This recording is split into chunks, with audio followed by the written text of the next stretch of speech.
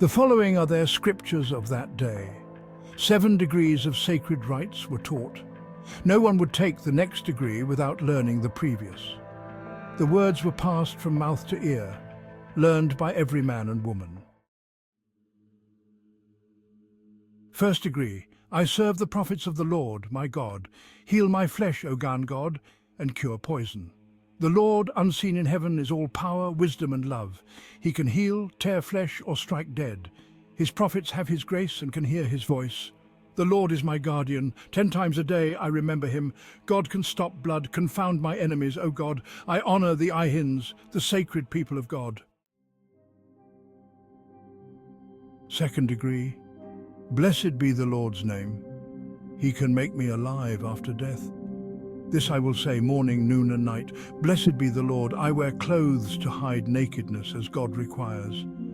I will not steal or lie, nor judge my brother, but bring my troubles to the prophets.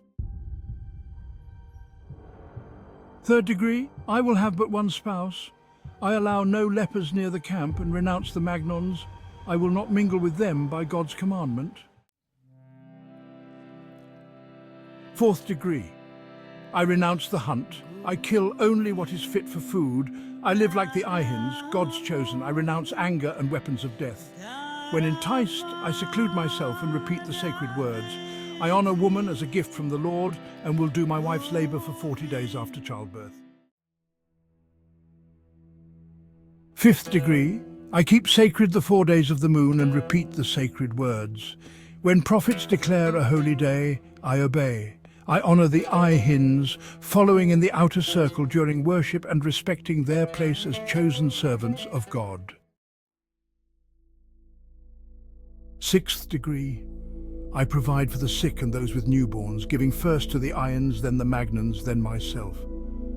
For poison sickness I say, O Lord, protect me. Seventh degree, I keep these holy words secret in the name of the Lord. When commanded, I obey, for these are God's commandments. Thus higher angels established these laws among men, and they were treasured as sacred commandments. The high angels abode with the children of the flood in the days of the aforesaid sacred scriptures. And when the words were repeated for the stopping of blood, it was the angels that compressed the veins.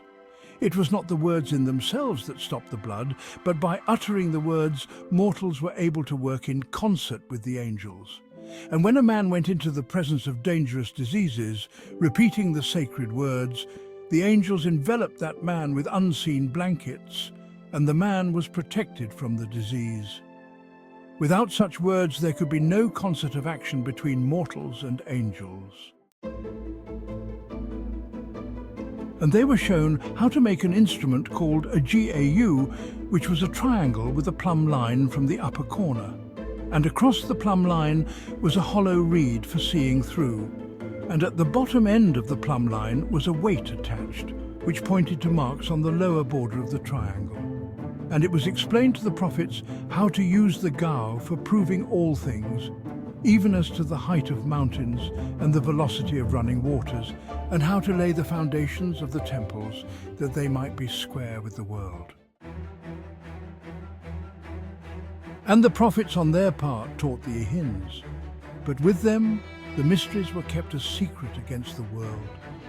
Hence, in after time, came the saying, even the wicked were compelled to employ the Ihins and were thus beholden to the Lord. This was the foundation of the group which would call themselves Masons. It comes not from the times of the building of the Egyptian pyramids, but from many thousands of years earlier. In all there were 280 signs and emblems and symbols and implements given, and the angels taught the prophets the meaning. And these became the sacred language of mortals in all the divisions of the earth.